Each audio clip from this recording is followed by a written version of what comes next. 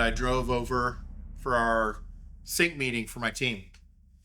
And when I walked into the studio, looking forward to the meeting, had a lot of things going on in my head. My brain is running ahead. My brain is never quiet. I know that's not a surprise to anybody who's spent any time around me, but my head is never quiet on the inside. And whenever I walked into the studio and I walked into a podcast in progress, and Taylor was recording. And then I walked back out and I was like, oh, okay, Taylor's recording. And about that time, I look at my phone and Gabe sent me a text message. And on the text message, he said, my refrigerator's gone out. We got to take all of our food out. Everything's in turmoil right now. And I was like, oh, 2 for 2 so far. And then I walked out into the lobby and sat down with my laptop, and I was ready to get on the call with Riley and have a conversation. And then I get on my computer and Riley's not there either. And all of a sudden, it's all the wheels are falling off. And let's be honest, none of them are a big deal. None of them are the end of the world. But have you ever had those days where everything just changes? Everything is different than what you thought was going to happen. And about that time, my computer beeps. There's Riley. He's on the call. We're in the meeting. And the very first thought I had was, how do we get back on track? What do we need to take care of? And this little alarm bell went off in the back of my head. And that little alarm bell said to not rush ahead. And in that moment was the first fork in the road. And that first fork said to stop and pay attention. I could still run my agenda. I could still knock out the things that I could knock out. I could right the ship, so to speak, but I didn't. And I'm going to say this out loud. This is something I get wrong all the time. But in that moment, I looked at Riley on that call, and I knew that this was a good opportunity to have a conversation that I'd been having with him for a while. And it was the kind of conversation that you want to have one-on-one with somebody. And it was just good. It wasn't on the agenda. It wasn't the plan. And I had an opportunity to either try and stick to the plan or do the thing that was best in that moment. And for once, I chose what was best in that moment. As we're having that conversation, good, fun, enjoyable conversation, something that really needed to be said, something that did my heart good to say, like was encouraging to me to even have that conversation. My phone buzzes in my pocket. I look, and I had told Gabe, hey, if you need anything, just let me know. And he texted me and he said, I need a strong back. And I looked at Riley on the computer and I said, Riley needs some help. Sorry, Gabe needs some help. So I texted him back and said, I'll be there in 5 minutes. And I went out in that 100-degree day. And let's be real, the last thing in the world you want to do, because I know I'm going over there because he's bought a new refrigerator. It's 100 degrees outside. Who wants to lift up a refrigerator on a 100-degree day? Nobody. I don't. It's not fun. But you know what? I was oddly glad that I was getting to do it. So I went over there, pulled in, parked, saw him wrestling this giant refrigerator out of the back of a moving truck. And I got on the downhill side of it and made a joke about how lucky he was to have a giant helping him. And we laughed about it, and we pushed the refrigerator out of the back of that moving truck. We pushed it up the little sidewalk. We dragged it up the steps to his front house, in front of his house. We tried to figure out how in the world to get it through that doorway, because refrigerators and doorways, it's always dicey. And we got it in, and we pulled out the old refrigerator, put in the new refrigerator. We did all the little details and all the little things. And an hour and 15 minutes later, their food hadn't gone bad and things were good. I was hot and sweaty, but it was good. I was glad to be there. Like legitimately glad to be there. But the whole little narrative that I just walked you through, every one of those was a live chance to get it wrong. And an easy chance to get it wrong. And I'm going to give you here's a little dead giveaway for you. Getting the first one right made the second one easier. And when I got the second one right, it made the third one easier. And with each one that I got right, it got a little easier. My heart felt more full and it felt more right. But what would have been natural, and I'm saying this with Taylor sitting right on the other side of this, what would have been natural is to walk in and be frustrated that Taylor's in a podcast and then take that frustration out of the room and be frustrated that Gabriel's refrigerator is breaking down and frustrated that Riley was late and frustrated that this and this and this. And it starts this entire cascade that in the end just turns me into a grumpy jerk. That would have been really easy.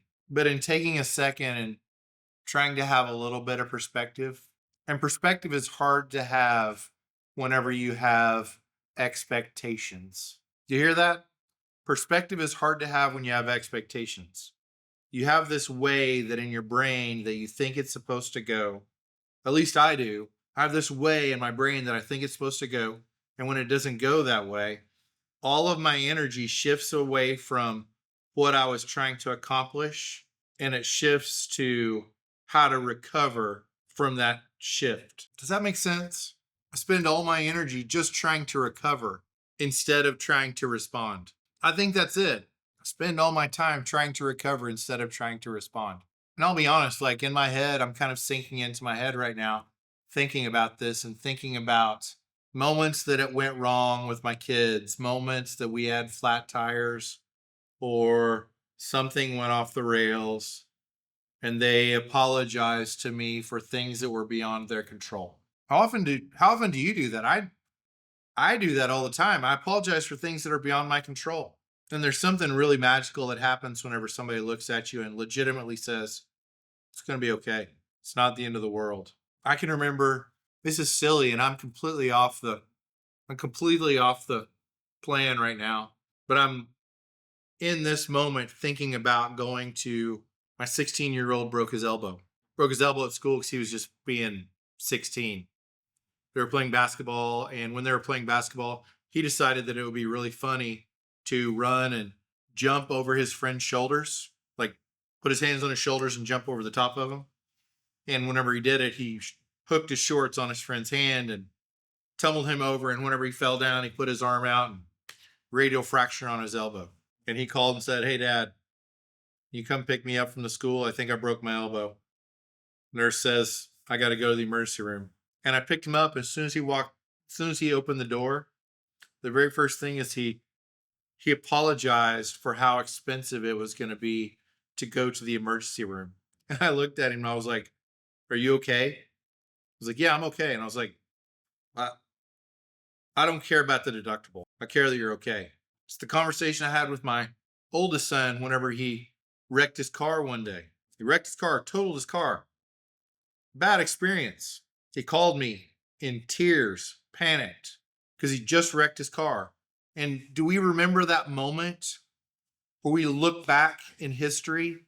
That moment we had our first accident, the moment that we had to call our parents and give them the bad news, the moment that those things happened. And I remember he called me, he's in a panic. It was a rough moment. And I said, "I'll be right there." And when I arrived, he was just close to melting down. And in a moment of clarity, I walked up to him and I grabbed him by his face with my giant, giant hands and his giant, giant head. And I looked at him and I said, "Are you okay?" "Dad, I'm so sorry. Dad, I'm so sorry. Dad, I'm so sorry." "Are you okay? Tell me you're okay." Cars we can replace. Sons I can't replace. Now, did it suck? Yes, it sucked. Was it hard? Yes, it was hard. Was it the end of the world? No. In that moment, there was this fork in the road of how I could respond to him. In the moment with my 16-year-old when we broke his elbow, there's a fork in the road in how I could respond to him. That moment when I walked in and Taylor was busy with something else and Riley and Gabe had something else come up and Riley was having technical difficulties and in all those things, there were forks in the road of how I respond and how I act because they're people that I really care about. And there are people that deserve to be treated like humans. And in each of those moments, I had an opportunity to recover or respond. Sometimes you can do both, but rarely. And I think the thing that I'm landing on right now for me that is completely, it's not in my notes, it's not in my thoughts that I prepared before this, but it's echoing a thing that I've been thinking about a lot here lately about how things have a sequence. If my priority when my expectations aren't met is to recover those expectations, then I probably lose because all my energy isn't funneled at the best outcome. It's funneled towards my expectations. But if my focus is how to respond well and thoughtfully and helpfully and in a way that's helpful, then maybe recovery is possible. But it works best when the sequence is right. Does that make sense? And I'm asking if that makes sense because I'm good at pivoting and still hanging on to what I want to do instead of what's right to do. Let me say that again. I'm good at pivoting and still hanging on to what I want to do rather than what's right to do. Because I'm good at being a bulldozer.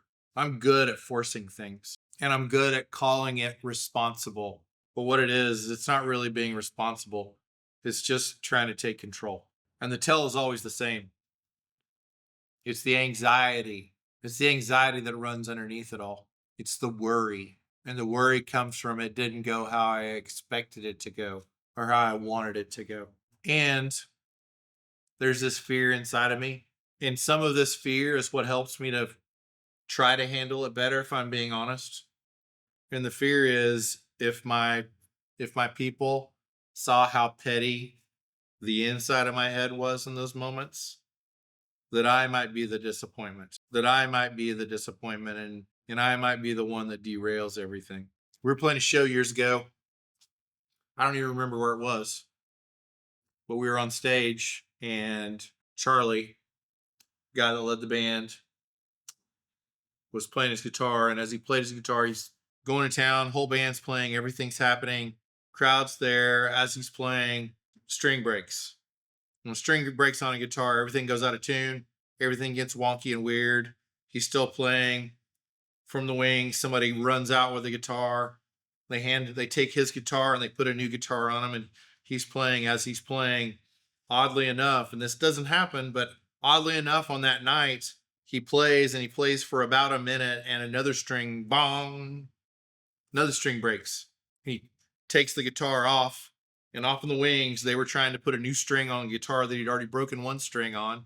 And they saw that he'd broken another string, and here's all the panic and all the anxiety and all the motion and all the things. So they brought him out his guitar with the new string on it. They took the guitar off, they put a new guitar on. But the problem is, when you put a new string on, the tuning is weird just right then in that moment. It's never quite right because it's got to have a little bit of a minute to acclimate itself. So he starts playing the guitar is horribly out of tune. And he did this really brilliant, really obvious thing. He just took it off. I'm the guy that hangs onto the guitar. I'm the guy that tries to force it. I want to be the guy that learns to take off the guitar. And when he took off the guitar, the rest of us took care of him. I played my part. Kendall played his part. Dustin played his part. Quint played his part. Everybody played their parts, and guess what? We knew it looked weird because Charlie didn't have his guitar on. Everybody in the room saw all the chaos that was kind of happening, but when he took the guitar off, the chaos disappeared. It melted, and it became the song again. And there was this wisdom in knowing when to let it go, knowing when not to force it, knowing when to respond rather than force recovery. Because he didn't sacrifice the song. He didn't make the song worse by setting down his guitar. He made the room better. He just let it go. So here's the thing that I want to land on today. And I'm saying this to me. When the meeting doesn't go as planned, when things don't live up to my expectations, when things don't go how I want, can I make a habit of just responding? Can I learn to see clearly when to take off the guitar? Can I have perspective instead of expectations? Because I want to remember this little tidbit right now, just in regards to my friends that I work with. Gabe will remember that day and that refrigerator. He won't forget the meeting that he won't remember the meeting that he missed. And Riley will hopefully appreciate the conversation we had. And I appreciate the conversation we had. And he won't remember the meeting we missed. And I will say this because I want this more often in my world, because that night I felt relief that I saw it this time. Felt relief, but moving that refrigerator still sucked. Yeah, still sucked. See you guys next week.